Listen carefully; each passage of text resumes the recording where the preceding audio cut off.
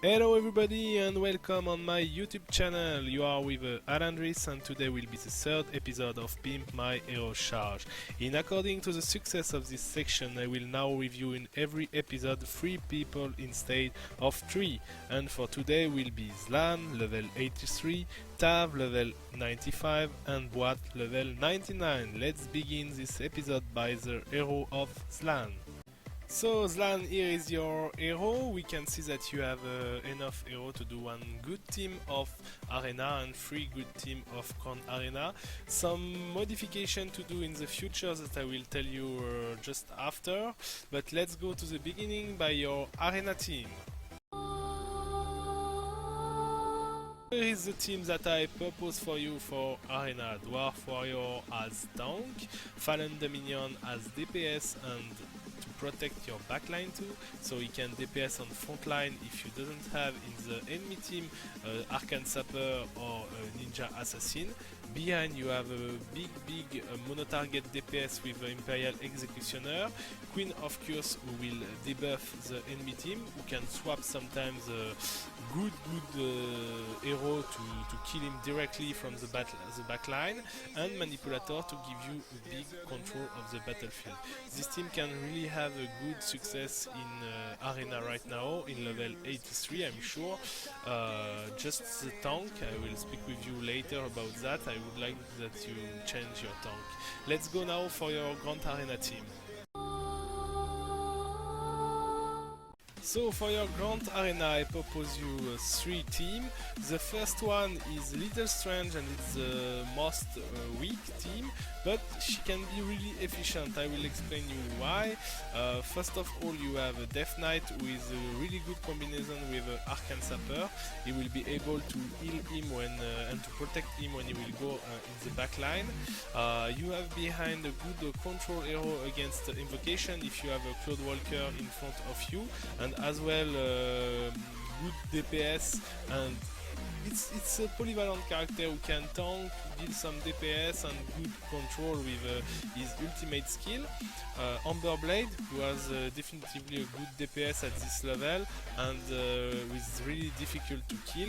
And you have a Vengeance Spirit in the backline to deal constant hour DPS. The problem of this team is you don't have backline, so if someone is really aggressive in frontline, he can touch nearly all your heroes in the same time, and it's the little minus of your team. The second team that I propose for you is the team of Arena, so I don't explain you more about this team, but try to put him in second position because I think it's your better team in your lineup.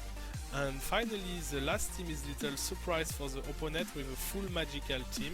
You have a Dungeon Keeper who will give a good magical resistance for all your team and who is also difficult to kill. And behind you have all heroes who can deal strong magic DPS with Frost Mage who will remove the magic resistance for all of them, strong ultimate for all these heroes, and it can be definitively a really good team at this level because nobody has crazy high magic resistance in level 83. Let's now go to the future of your hero's charge.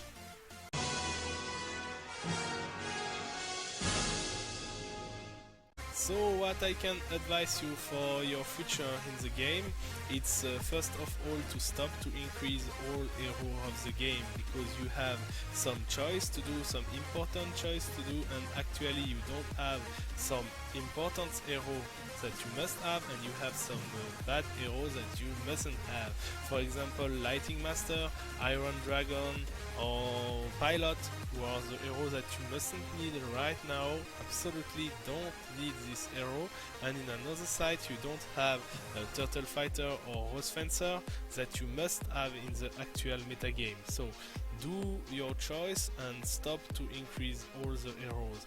You must focus your attention about 15-20 heroes that you want for the future, and to put all your attention on them, because it's your result will be more better with this kind of heroes.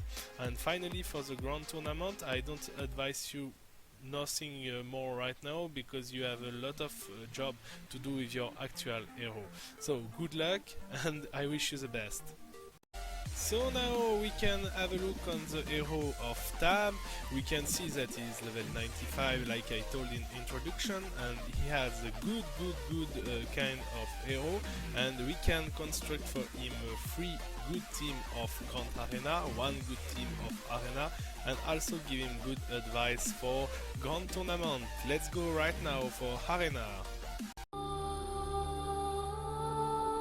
For Arena, I advise you to take my setup. It's actually the setup that I use. You have a really good defensive setup with a TF, Cleric, Soul Hunter, and you have a good DPS behind with Imperial Executioner and Rose Fencer. This team is quite difficult to kill because you have some good mix between the heal and the DPS, and a lot of time even one opponent who must kill you will have time over. I can give you the result of this team the last 24 hours, and you can see that during the last 24 hours I have 1, 2, 3, 4, 5, 6, 7, 8 win in the row without to be killed one time. So it's really good defense team, and let's go now to see what we can do for your Grand Arena. So for Grand Arena, here is my purpose of 3 good team. First one with a Dwarf Warrior, Fallen Dominion behind to deal kind of DPS and to protect eventually for one Sapper or something like that who could jump on your backline. You have a Desert Lycan to have a big burst of one of the tank, or some people who stay alive too much time. Deathmatch to constant deal some damage, and Witch with here to blind, because her blind is really kind of useful, and to protect, to kill everyone who want to go by the backline. For example, if you have a ninja assassin in front of you, he has approximately no chance of success. Okay, you have Witch 02 for the moment, but you will increase her soon and she will be strong after that. Your second team is your team of Arena, so I will not go in the detail about her. And your last team is a woman team with 1 protection for the backline. So you have a Dev Voice and Commander. Commander will give a ultimate skill, legendary skill, sorry, for all the women. Dev Voice in front will be quite soft to kill, and behind you have good control of the battlefield with Manipulator and big DPS in AoE with Hidden Needle, who can we know that she can kill easily 1, 2, 3 a row with her ultimate. Lightbringer is here to give good control with his ultimate, who also deal good consistency of damage, and to kill someone who would like to come by the backline like Ninja or Arcane Sapper, for example. So let's have a look now on the future of your hero's charge.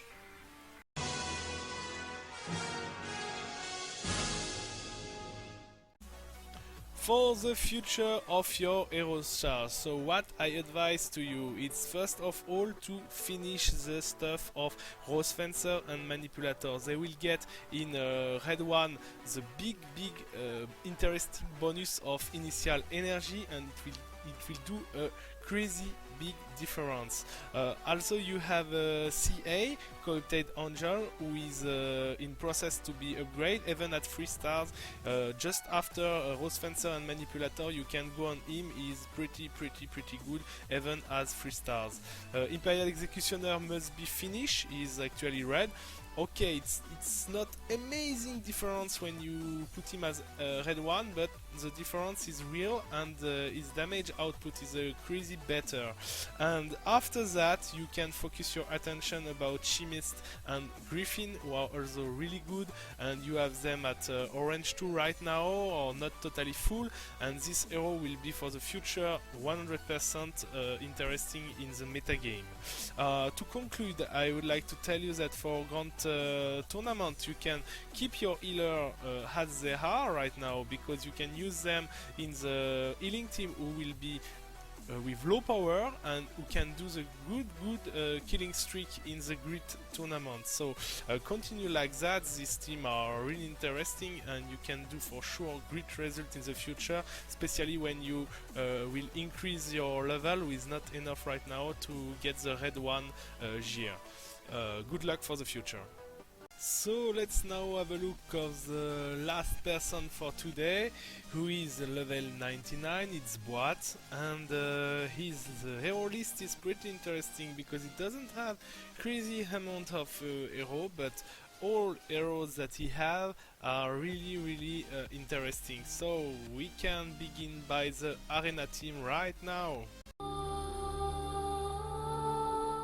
So for your arena team, I propose you one really polyvalent setup with a totally strong against the Turtle Fighter team, because you will be able to lock the Turtle Fighter at the beginning of the fight and make a roll in the wrong side, because you have the combo with a Dev Voice and Turtle Fighter, and you don't have backliner in your arena team. Soul Hunter is here to give the life for the other hero, who are all in the range of his heal. You have a Rose Fencer to give control and damage, and Imperial Executioner to kill eventually the enemy Turtle Fighter. So this team is really have good polyvalence, and in defensive it's interesting setup. Let's go now to your Grand Arena team. For your Grand Arena team, I propose you this setup. So for the first team, you have a Cross Knight with Griffin, Fallen Dominion, Desert Lycan, and Commando. So I explain you why this setup. Commando is here to give the opportunity to your team to have one free cycle of skill and to get more energy than the enemy team. So your Lycan and your Griffin will be pretty faster, full of energy, and will ultimate. Fallen Dominion is here to protect eventually your backline for something who will jump on it, or for kill Turtle Fighter if it is. CK is really strong frontliner and is able to hold a long time the damage, give the time to your other hero to full of energy. That's why this team is good polyvalence, and in visible teams the opponent won't know exactly what to do.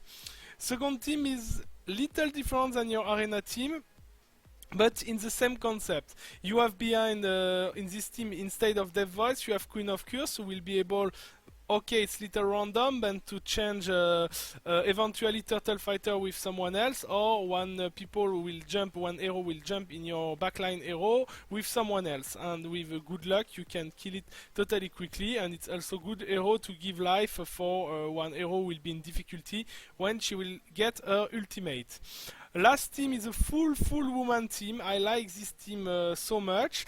You have little vulnerability from the backline, so perhaps if someone play with a ninja in third team, he can make some shit in your team. But even with this, with the taunt of Manipulator, you will have good control to protect her, and all get the legendary bonus of Commander, and your front line is pretty strong against physical damage. So good damage in AoE, because you have Deathmatch Ultimate and Hidden Needle Ultimate, and also Hidden Needle during all her skill are AoE. So you have good female team, we can tell. So it's your setup for Grand Arena, and let's go now which advice I will give you for the future.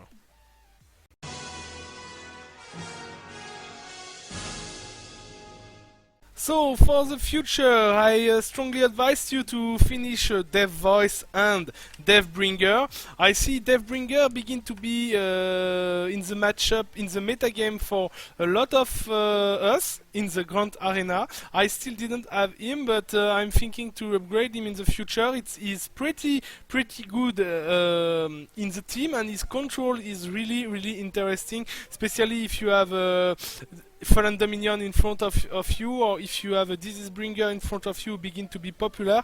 It can be a really good hero. I also advise you to unlock CA and Chemist, and to upgrade them, because they will be totally strong in the metagame, they are already strong, but now they will be 5-star more often, and it will be big pain in the ass. And finally, my last advice for hero is to begin to create one strong backliner. Actually, in your lineup of hero, you don't have so much strong backliner like can be Witch, Lightbringer, or some hero like that. So I can advise you to upgrade Witch or Lightbringer or someone else as you wish, but it's an important choice because it protects your backline and you will be more safe against one team who will know you and tell, okay, it doesn't have any protection in backline, I will put Ninja and rape all his team. For Grand Tournament, you have already all the weapons that you can use in Grand Tournament for healing team or for little tricky team. Just you don't have Death Knight, and I can really advise you to get him in your lineup. It's really plus. He can be used with aggressive team with Arcane Sapper or with defensive team with someone else. You have he creates some opportunity in your lineup in Grand Tournament. As sure as it's good investment for the future. So I wish you good luck anyway. This third episode of Pimp My Hero Charge is now over. Go on my Facebook page if you want to participate to the next Pimp My Hero Charge. The link is in the description on the video. Thanks a lot for watching. You are every day more and more, and I hope that you enjoy my advices. Don't hesitate to like this video and to subscribe on my channel to not miss the good stuff who is coming soon, like the Sorceress presentation on next Tuesday. See you guys next time. Bye bye.